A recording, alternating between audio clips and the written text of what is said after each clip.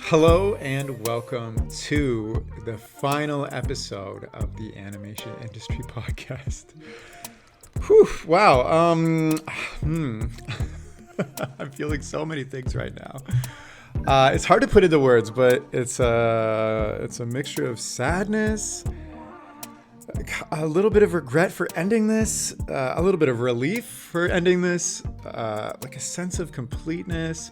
I'm a little bit excited, a whole bunch of other things, I suppose. But basically, I've decided it's time for me to devote myself to other projects and also just to have a little bit of extra free time during the week.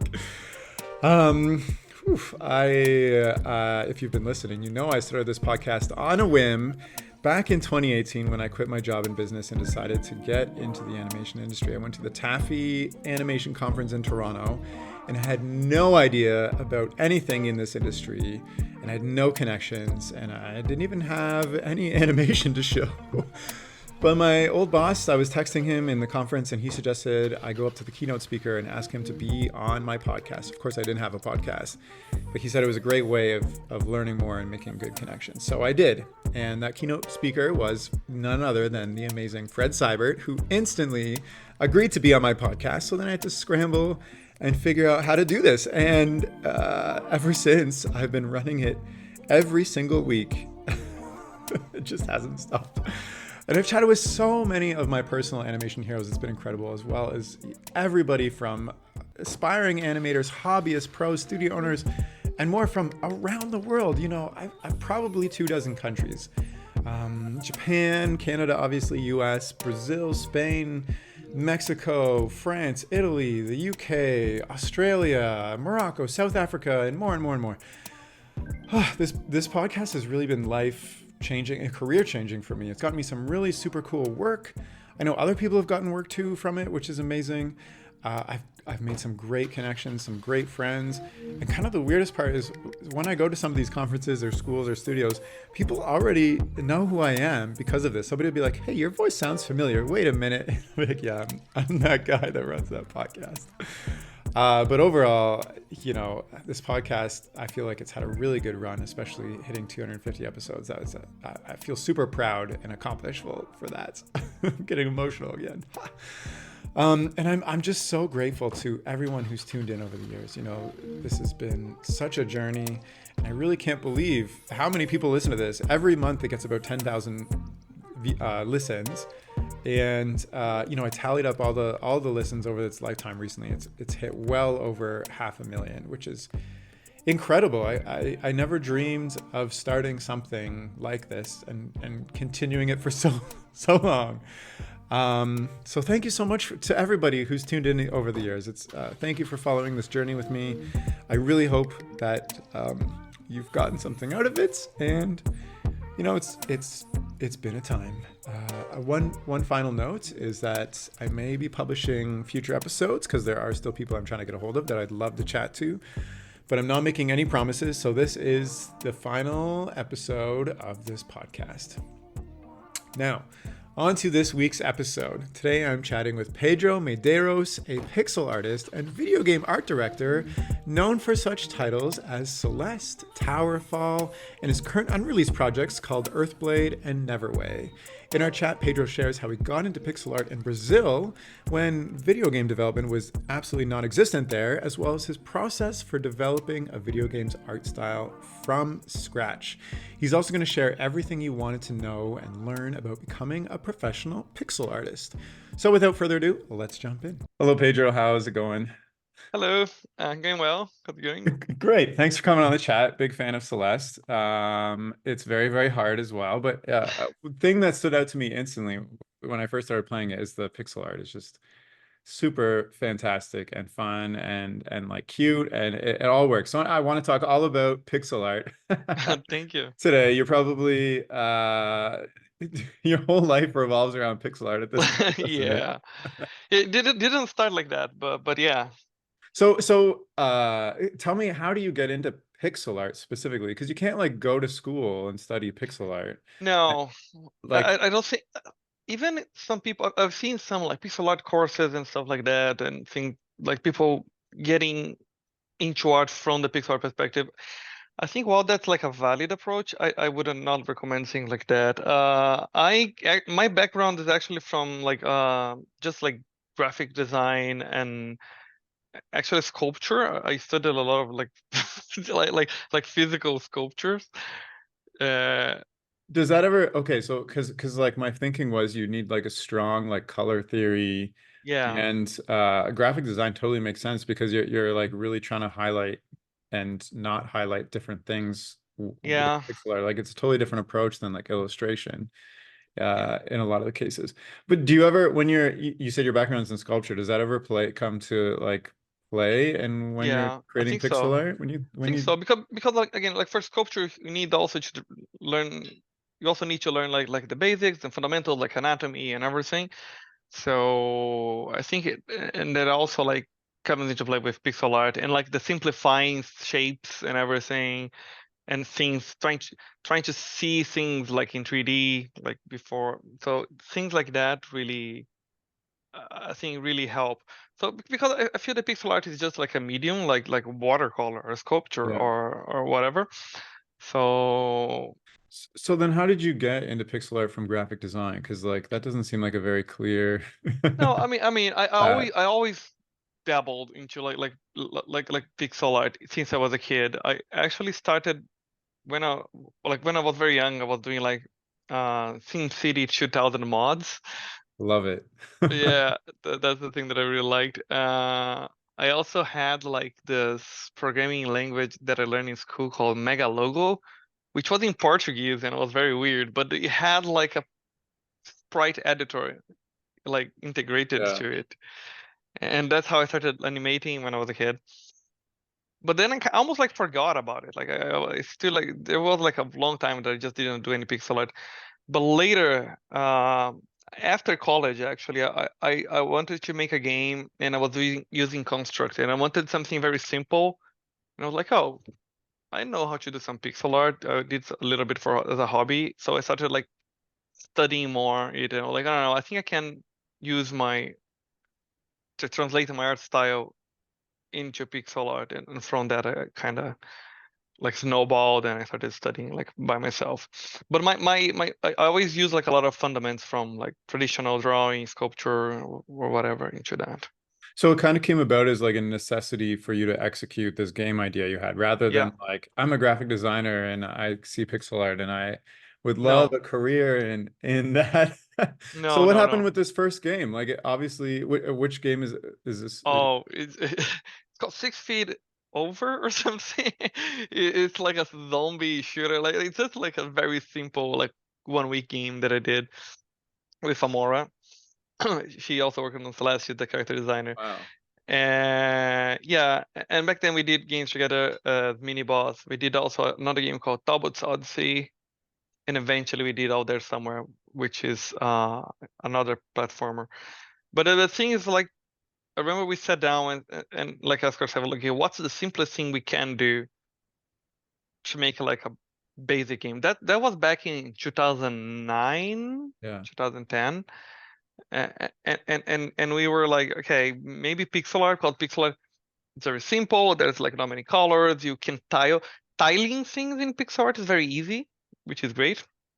You can get away with like just like a black square with few dots and that's ground now, right? Things Yeah. like that. So it came out of that. Came out like, okay, what's the simplest thing? Because we were like just 2 people. I didn't really know how to program. We had to do art and programming.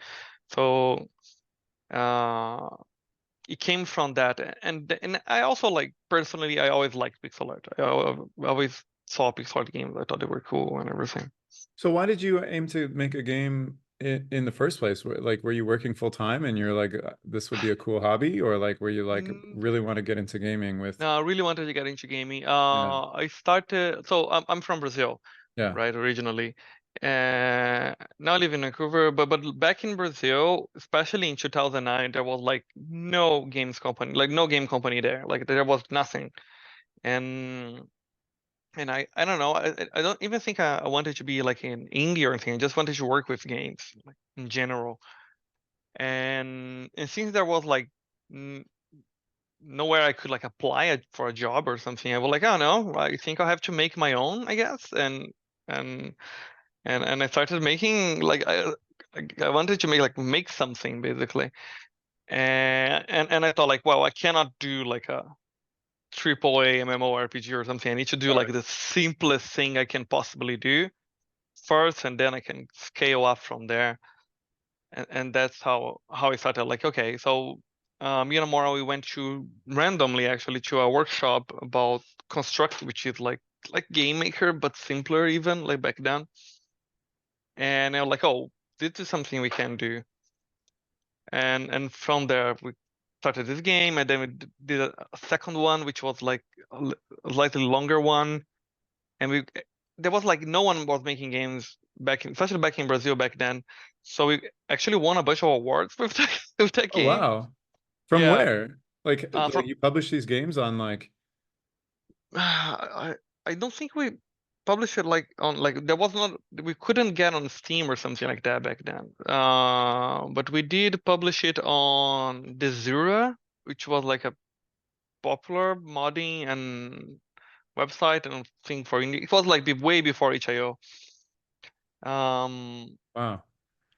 and we got some awards from like I don't know, I think Brazilian government and like were like trying to like get more people to make games and stuff, and we just submitted our games and started winning them, and we're like, oh, that's good.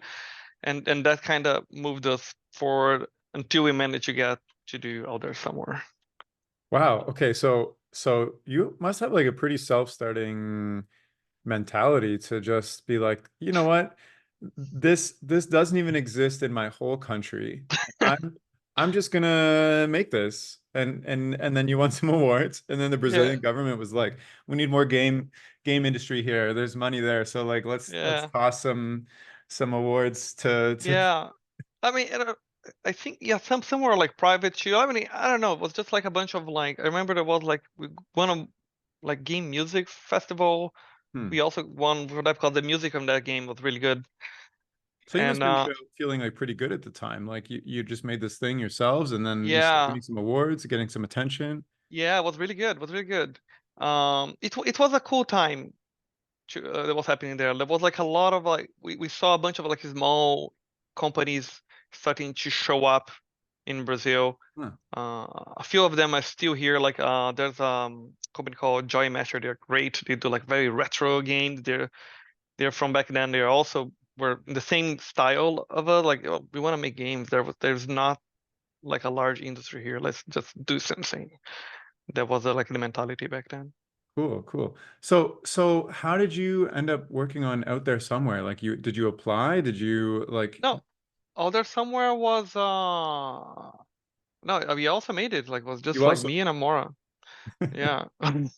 you've just No, made that all the games you've ever so you also have like a background in like coding and like yeah, stuff yeah, too. That really helps. a little How bit. I because one of my questions was like, how much coding knowledge do you need to execute your pixel art style? Because like pixel art especially is so integrated into the Mm, design of the game in terms of like, I don't know, it has to be like pixel perfect when a character hmm. lands, especially in Celeste, where like Yeah, people are holding on to like, well, literally the pixels.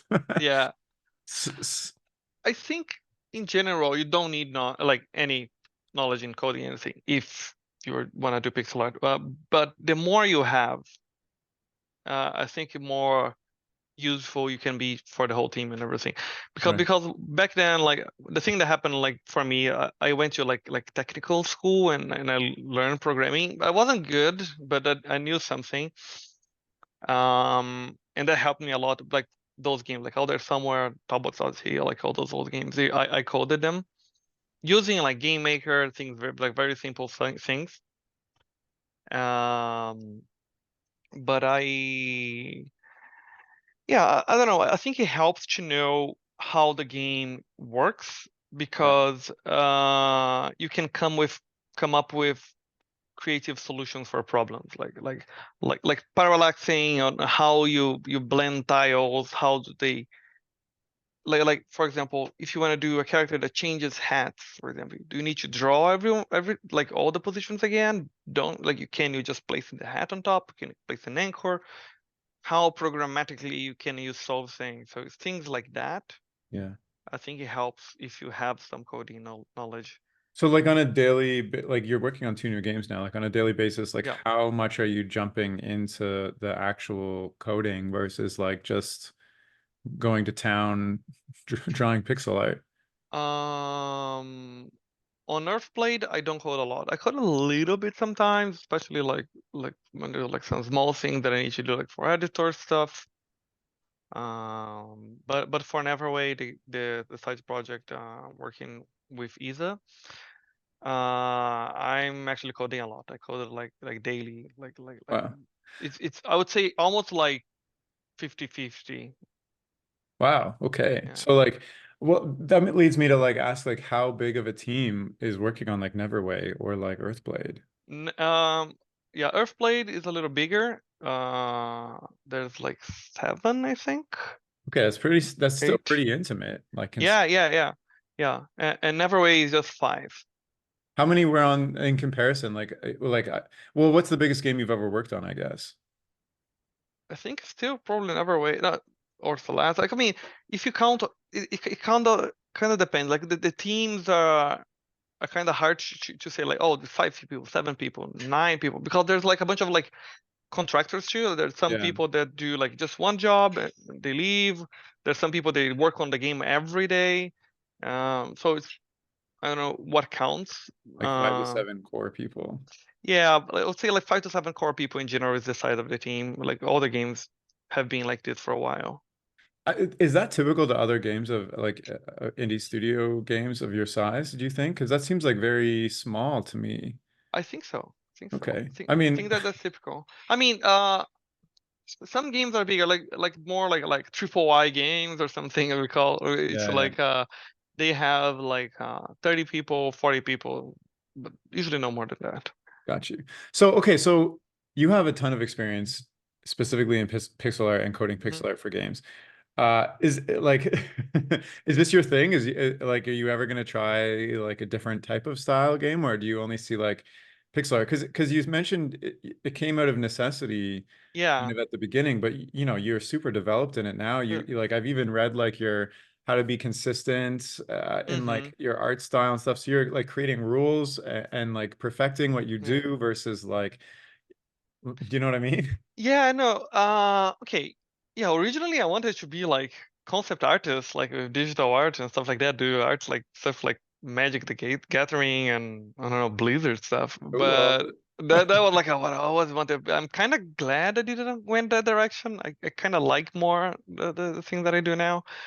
But I also like, okay, the thing like I love to explore random stuff. For example, we did Celeste 64, Mhm. which was like a 3D version of Celeste recently. It was just like a game jam thing, and I did all the 3D art, and it was fun, like very low poly 3D stuff and stuff like that.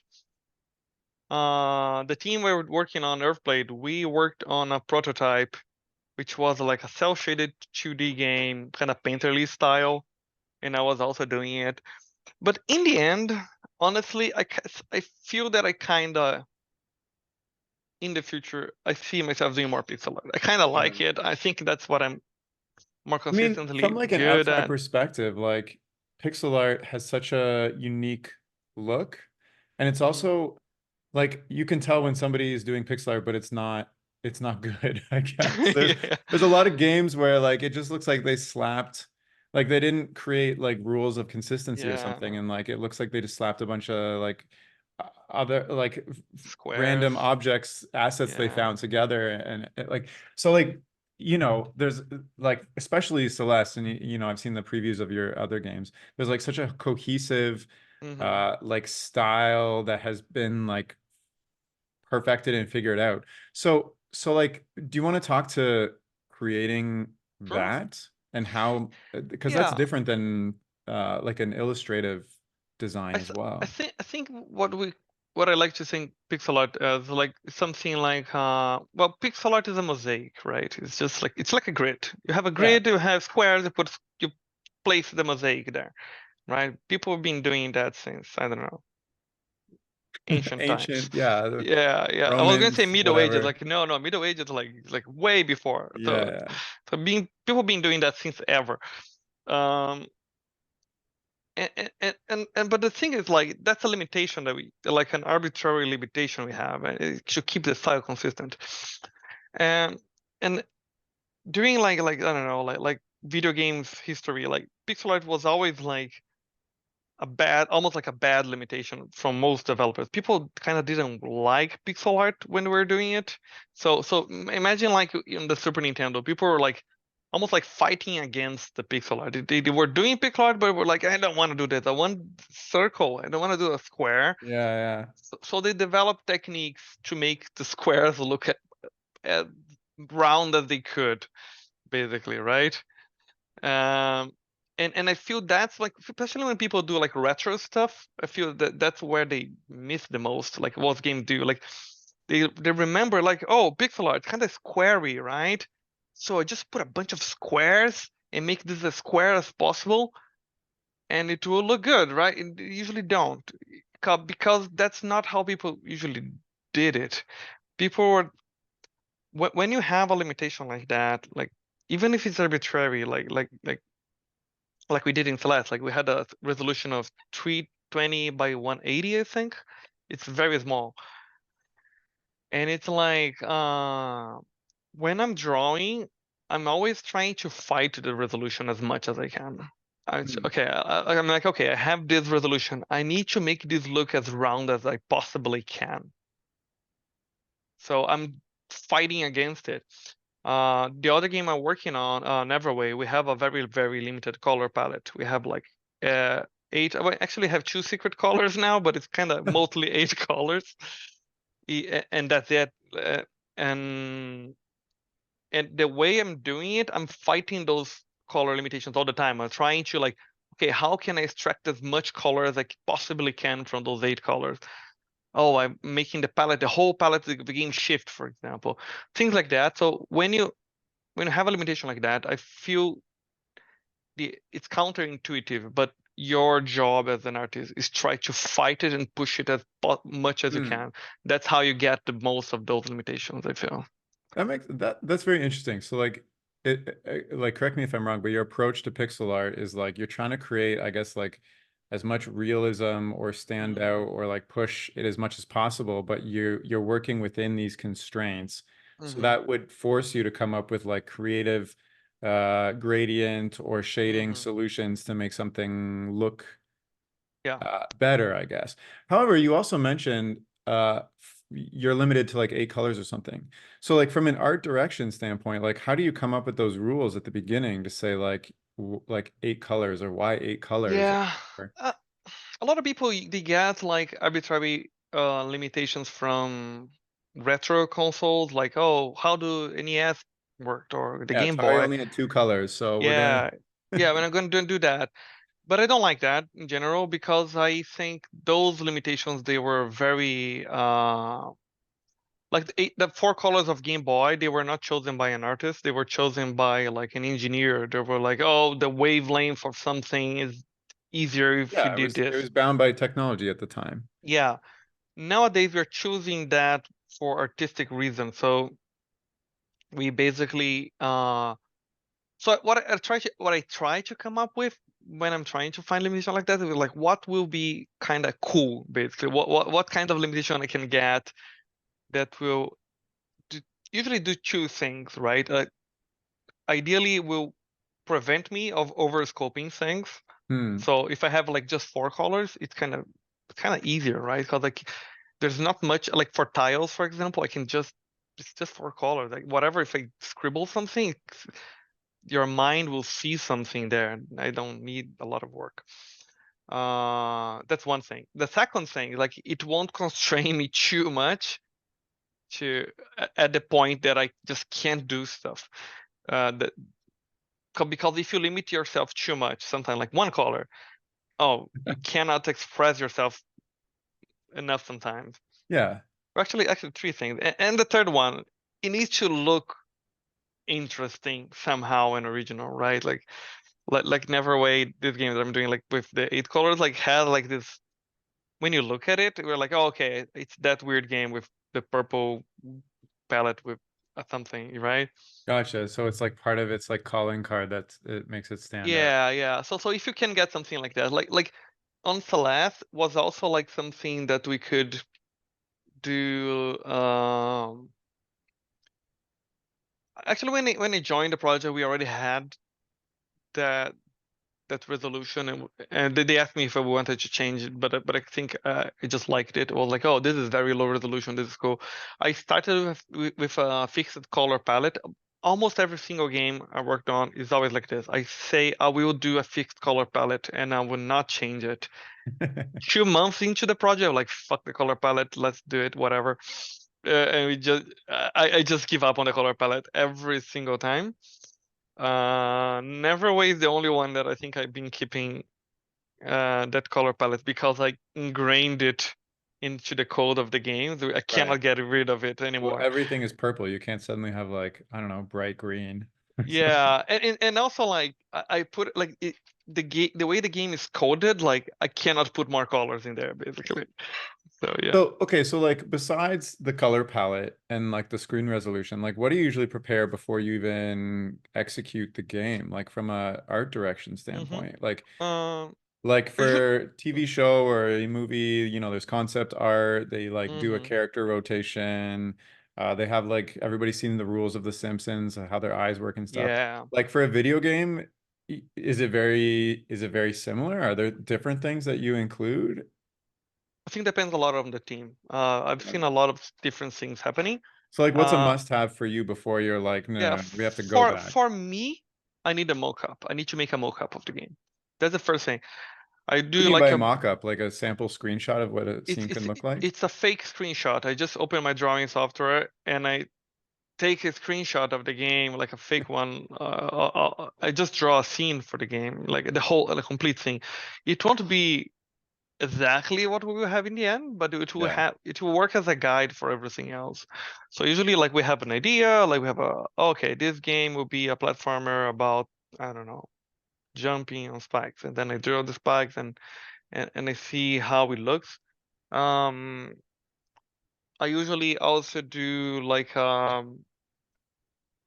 usually like to work like with a little big canvas and I just draw like many variations of the protagonist or something of Uh, right now, usually, actually, I try to avoid the protagonist for the first drawing, but I try to draw like an enemy or something, and until I get a style in general. How much of like you also mentioned you kind of figure out the style as you go along too, right? But Hmm. you try not to stray away too much Yeah. from that original. Yeah, yeah. So like starting a video game from scratch, you kind of wait till the idea is there. Yeah, like, you know, it's platformer, spikes, whatever. Then you create a mock-up Hmm. and then use that as the base to say like, all right, this is kind of how it's going to look and feel.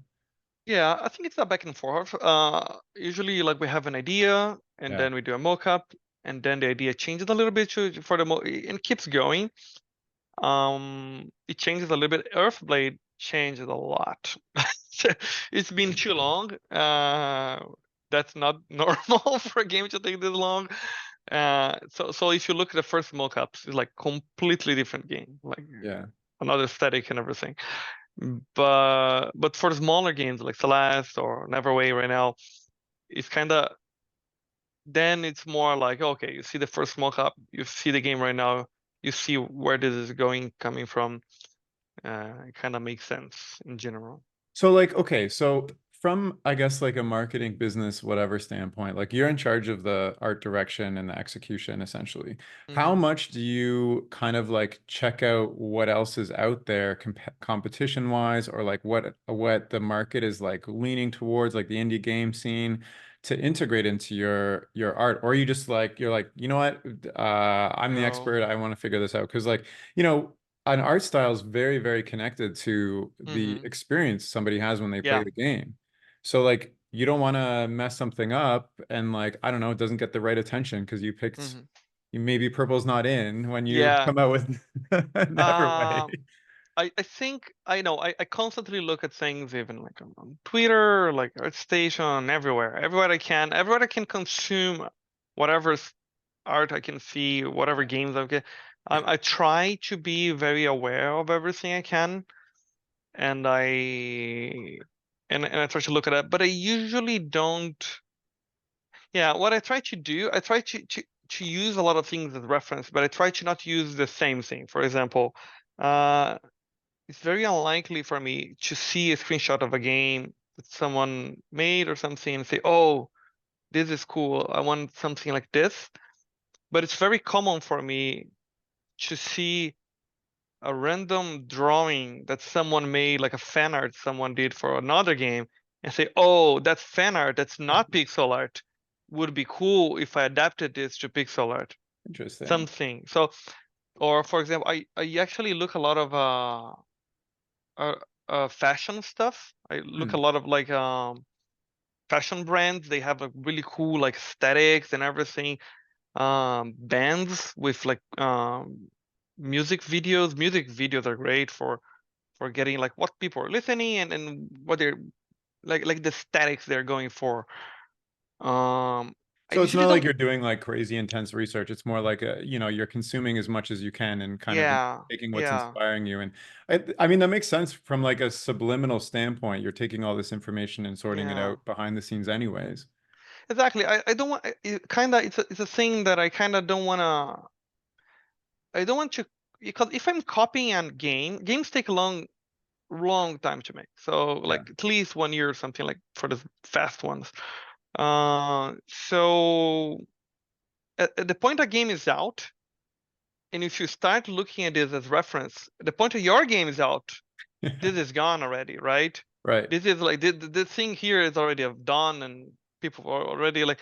So if you want to do something original and something interesting, you can't look at other games. You need to look at like other kinds of art. You need to look at music and like movies and anything that's kind of will be translated into games in 5 years. Totally. I mean, Yeah. that makes sense for anything. It's so funny, like on games and like TV shows, even you can tell when something was just a copycat at the time, and then it comes Yeah. out a couple of years later, and you're like, oh, well, this just looks like 10 other games now, and it's not Hmm. interesting. Yeah. Versus like, the games that really stand out. I'm just curious, at what point did you start working on Celeste, and how did that happen? Celeste was, I'm really bad with dates. I think it Doesn't have was 2013 or something. And but the thing was like me and Amora, we were finished working on Out There Somewhere, which is like this puzzle platform we made. Then we did another game. We made another game called Deep Dungeons of Doom, which is so bad. It was supposed to be a completely different thing. The publisher we got us to make a free to play game with horrible monetization. It was terrible. But anyway, that game had cool pixel art in it. And back then, I was friends with Chevy online, and Chevy was friends with Maddie, Hmm. and they looked at the game, were like, "Oh, this is a cool aesthetic. We can go." And they called us for Towerfall. Yeah. We were working on Towerfall then. Uh, and me and Mara were just like, "Oh yeah, to be like it was a freelance or something like let's do it." And then it got like more intense, and we're like, "Oh, we're doing this." And eventually we come here to Vancouver to visit everyone, the team, and everything. It was really good, and then we kind of got used to working together, I guess. And from after Towerfall was released, was critically very successful and everything. And then Maddie and I started working on Celeste, and then I joined the team shortly after. Wow. So it really was just like kind of a random online Yeah, connection that led yeah, to. yeah. Or That's random amazing. online So, but if connection. you weren't on Celeste, you would have been making video games anyways. It's not Yeah, like, yeah, probably. yeah. Yeah, So, yeah. like, okay, so how have you hired other pixel artists as well when you're working on these games, or do you do it all? Yeah. I hired usually not as usually for specific stuff. Deep Yeah. Dungeons of Doom. My friend Danilo, which is from Joy Masher, which also does really cool stuff. He did some like the cutscene art. I have some art assistants for Earthblade.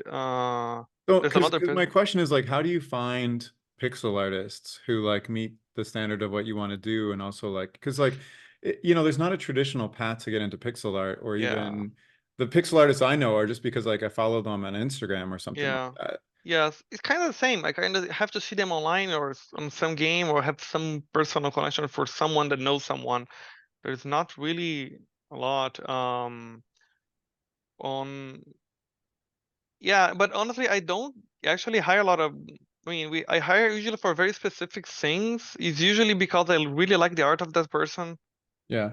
and I like, oh, I want that. Like Neverway has Deceiver is helping me with some of the art of the items, like close up items. He's really good at doing like this very detailed thing. Hmm. And I was like, oh, I always wanted to work with this guy. He's like such a good inspiration. Like, oh, you want to do it? So he's helping. Things like that help happens. But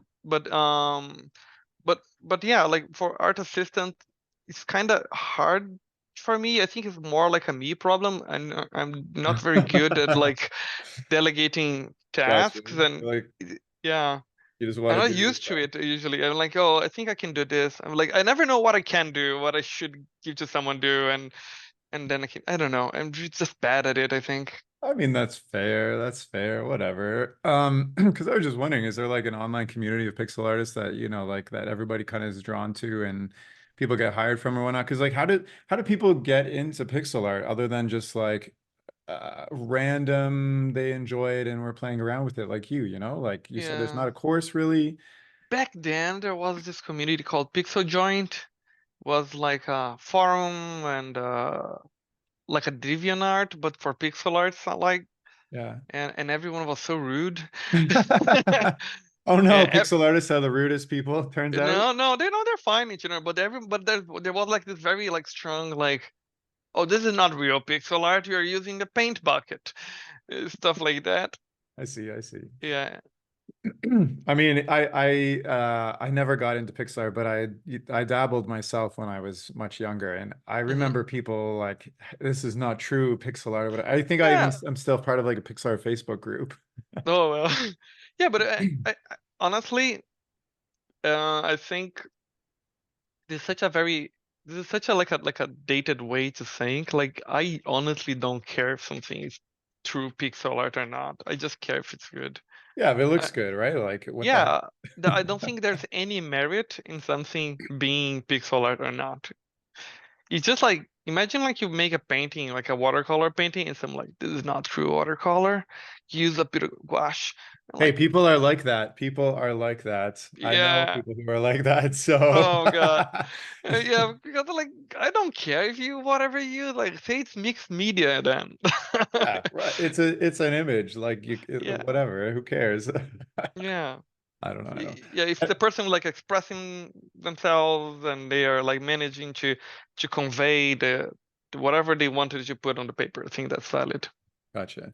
Yeah, I mean, you also put out a ton of resources too, so people have been eating those up, and Yeah, I think the thing like for me like when I started pixel art it was kind of hard because I couldn't find any like, oh, this is the book that explains pixel art or whatever right. and I remember when I was doing like sculpture or inking or something, there was like a lot of resources you can find.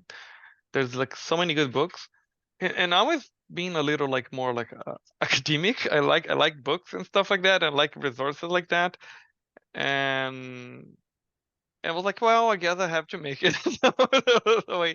So I started looking. There was a bunch of cool tutorials online, but they were very decentralized. So I tried to get a bunch from everything that I could find and try to centralize as much as I could Yeah. into like a place that I could be easily like digested, let's say. And that's how I came up with like the tutorial format that I usually did, which is like a little square. It's a GIF, animated GIF with a bunch of information, and and I was posting that online, and yeah, and I think people really like that in general. Yeah, I mean, I have so many questions. I don't think we'll ask them all, but I'm just wondering, like, the difference between like pixel art as a still image and pixel art as an animation? Because like the two are very, I would Hmm. imagine, treated very, very differently, especially with an animation. Like sometimes like one dot placed strategically can indicate Hmm. like a whole emotion or something. I think both come with advantages and disadvantages. Like if you're doing just a still image, you can, let's say, like bullshit your way a lot. You can just like escape from so much with Yeah. like you can just like um because things are not moving, so you can just make everything like baked into the image. Like the light can be very baked and everything. But if you're doing like an animation, you have to, okay, what's behind this, what's behind there. But at the same time, especially at lower resolutions, uh, some things would not be readable if they were not animated. Hmm. It's kind of hard to explain, but at very low resolution, you don't have a lot of information to work with. Yeah. So if things can move, you can say, oh, that's a face. Oh, Like a, that's an eye. right. Or like the thing that comes to my head is like a character laughing. It's just like pixels going up and down, but you like Yeah. you If you know they're make laughing. exactly, but if you're not animated, you want to make a character with a 2 pixel mouth laugh, Yeah, I it's don't know. it's impossible. You just can't do it, right? Interesting. So some in some ways it's almost like better to animate it rather Yeah, than just have it as a still. yeah, Interesting. Cool. yeah. I guess I just have one more question. I want to be cognizant of your time as well. Like, No so worry. you've been posting like your behind the scenes images on like Neverway and stuff like Hmm. and stuff. Is there a big advantage to like uh, I guess like showing off what the development looks like before it actually comes out? And like is that like a community building thing? Is it just because you're interested in doing it? Like my immediate thought would be like, I don't want to show anybody because it's not ready yet, you know? Yeah, Like it might yeah. change. It's a mix. I like showing some stuff for a series of reasons. I don't like showing you sometimes because of other reasons, but mostly it's okay, when I'm showing something, I can get some feedback. Even if I'm not asking for feedback, like oh, the proportions are wrong, or it's Yeah. not art feedback that I want. I want to see what people feel when I show them when they see that. So sometimes some people say, oh, that character is so me, or this that character, oh, ew, that's gross, but I like it. Stuff like that, like I Yeah. want I want to see the reaction because it's a long thing, like making a game. So it's like so getting a glimpse of the reaction. I think it's cool. Um, And you mean like that on re Twitter or something, right? yeah, on Yeah. Twitter or like Discord sometimes. Discord I can show more stuff sometimes because it's one less people will see it, right? Yeah, but the thing is, the second thing is like, yeah, there is this thing about like showing a little bit of the game and people getting hyped up because Yeah. there's people that really like your stuff. They follow you and whatever you show a little glimpse, they're interested in it and they want to see more. Um, but I, honestly, I'm not that worried about changing or showing too much. Before I was a little, oh, this is too spoilery and everything. But honestly, a person that's kind of following the account or following the artist of a dev team around, they kind of don't really care that much, I guess. yeah. I was gonna ask because like I'm an animator and the only people who follow me are animators. Yeah, exactly. Like I don't Yeah, have a general audience for exactly. my Me work. neither. I have a little bit. So it's Uh, mostly like pixel artists or like artists that are following you? I think so. I think I don't have like a very exact example, but I think it's mostly game developers, other game developers. Gotcha. So whatever I spoil to other game developers, which probably are not my target audience, let's I would say. have thought that's surprising to me. I would have thought that people who like the games you're playing would have followed you because of seeing behind the No, scenes stuff. there is. Definitely there's a bunch of people that follow me, which are people that really like the game and they like the art and but they are more like enthusiasts. I don't think the very general audience of the games Gotcha. follows me. Gotcha. Interesting. I think. I mean, because the number, the amount of followers and things that I have is not nearly as much as I see people talking about it online, Okay, that's fair. right? I mean, yeah, sure. And I think, I mean, so there is a limit.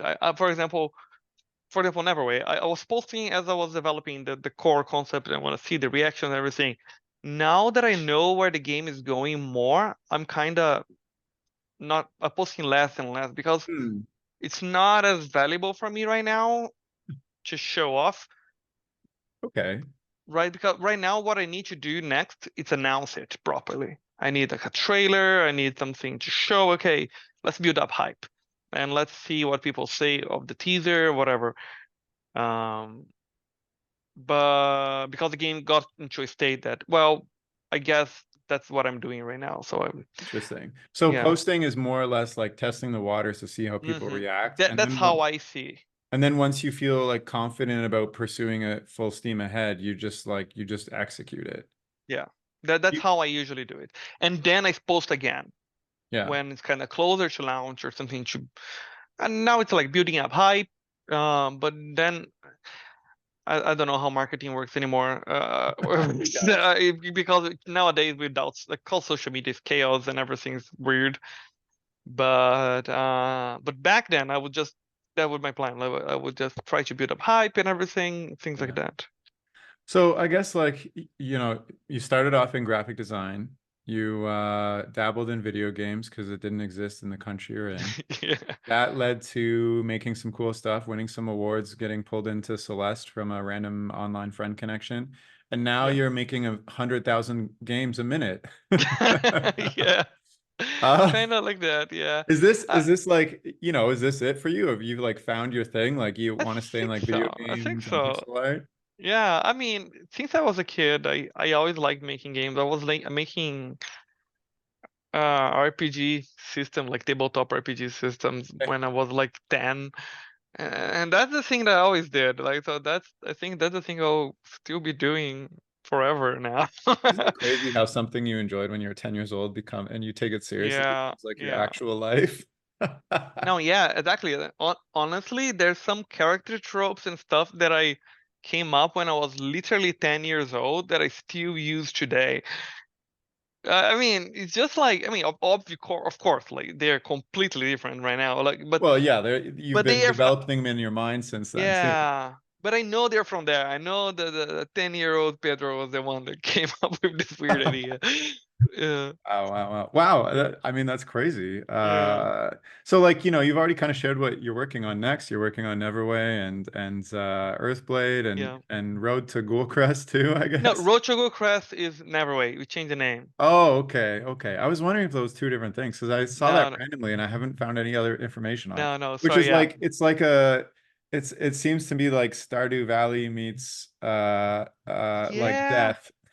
yeah, I'd say kind of. I mean, it's not really a farming theme anymore. It's more like reminds me a little bit more like Link to the Past with farming and crafting elements. I Okay. don't know. It's a thing. We started as like a bunch of influences, but right now I think we're almost like doing our own thing. I don't even know what it is anymore. Yeah. I said one last question. All right. One No, last go question ahead. for me is like, you've worked on so many different games. Each one is like completely not maybe along the same like you've done platformers or whatever, Mhm. but like they all have different concepts. At what point does your team say this is the concept we're gonna run with? Like everybody's on board. Like how do you get to that decision when you're bringing in a whole bunch of different people, and like you want to make sure you're having like a concept that you can all Mhm. run with and like develop and there's not like a lot of like logic errors in how this would or would not work or like I don't know, say somebody doesn't like farming and they're like, well, I don't want to go Mhm. on a farming game, like, you know what I mean? Mhm. Mhm. I So how do think you that come to a consensus to the point where you're uh like, now we're going to go forward with this and take it seriously? I think it's usually starts with someone. Someone is the lead always. We need someone to be the lead. Like I have a really So good concept, I've thought about this, I've yeah, fleshed it out in my mind, here it is, would you like yeah. to? Ideally, we have someone that's the lead, and that person also did a prototype. That's the ideal scenario. That's not what always happens, but that's the ideal scenario. So somebody's already like gone in and coded something and it's got some Yeah, basic gameplay. yeah. Out there somewhere, for example, I did this tiny prototype, and I show it to Amora. Was like, oh, look at this! I have a teleport gun working. Yeah. And it's a This little looks fun. astronaut. Want to do it? And she was like, yeah, let's do it. So then we join, and then we make the team showing this prototype almost. Okay. Same thing with Deep Dungeons of Doom. Towerfall, Maddie showed me a working prototype of a little game with like tiny archers and everything. The and that she did herself and everything. And I was like, okay, what you want to turn this into a real game? We're like, yeah, let's do it. Same thing with Celeste. Celeste was Noel and Maddie. They made a Pico 8 prototype. So there's always someone that kind of made something, That like an makes sense. idea, like something, right? And Neverway was actually like Road to Goocrest back then. Was actually, oh, let's try this engine. Because she's the one programming she's making the engine for the game. And the game was actually an excuse to test the engine. So, and the thing kind of spiraled like completely out of control now, and it's a full game. But but yeah, it started like that. So it started like, oh, let's test this thing, and then okay, now this is making more sense. And every time we're like stepping, yeah. So this one is more collaborative. I think me and her we're keep like changing I the see. game I see. itself, but it still comes from Isa's like base engine, let's say. That makes a lot of sense. Like somebody's spearheading it, they have a prototype, Yeah. everybody kind of tests it out and they're like, yeah, this makes sense. Let's jump on board hmm and develop it. Okay, cool. Is there anything that we didn't chat about that you wanted to still chat about or share? I don't know. I think I think that's all. I guess maybe final thoughts for somebody who may be listening and wants to pursue a career like you have, where hmm they, it doesn't have Yeah. to be pixel art, but developed a unique style or gaming, whatnot, like what to focus on. One advice that I can give, which is I don't know, it's kind of hard sometimes, but one thing that I kind of try to do is like I try to not have anything in the job, like because making games Mm, is is hard, and it's weird, and it's like there's nothing should be like beneath you in the sense that, oh, I cannot learn how to do like this weird XML file that my programmer need, or I can't, oh, GitHub, I don't know what it is, I don't want to touch it, things like that. I think that's very common for artists, like to avoid learning more technical things totally. because they are like, oh, this is not for me. I would advise against that, and just try to learn the thing sometimes, because Yeah. that will push you so much forward, because it's such a multidisciplinary field, games, right? Like and I think, well, it's fine if you don't want to, but just knowing that like if you become a more multidisciplinary person, you can have so much more originality and so much more quality on your art, Yeah. just because you understand how the thing works, and and and you have so much more power because you can do stuff with it. I 100% agree. And even like thinking of your own path, like if you had just focused on pixel art, Yeah, like you wouldn't have ended up where you were. You'd have definitely. like an online portfolio just waiting for somebody else to like pick up hmm your hmm work hmm versus like look at all the pixel art stuff you've done over you've made a whole career out of it just by having Yeah, some coding knowledge. So I think that's yeah, 100%. Yeah, it's not beneath you. yeah. There is a tendency of artists to be like, I just want to focus on art and not think Yeah, about anything else. and I agree. I think that's a valid approach. I think that's, but just knowing like if you want to go into games specifically, Yeah. having that like being like a more multidisciplinary person Yeah, yeah, yeah. helps a lot Totally. and gives Makes you sense. so much like independence. Yeah. Yeah. Well, like your journey attests to that. So, Thanks so much for all right, Pedro. Well, listening. thank you so much for sharing, your brain on the Yeah. chat. It's been a pleasure to listen, and so thank you so much for coming on. Thank you so much. Thank you for inviting me. It Of was course, great. and And if you're listening, you want to, follow Pedro's work or check out his stuff and his latest games or whatever, you can go to his website, which is saint11.org, or look him up on social media, and he's Saint11 everywhere. And I'll post those links in the description of this chat. And thank you so much for listening. That's all for now. Okay, bye.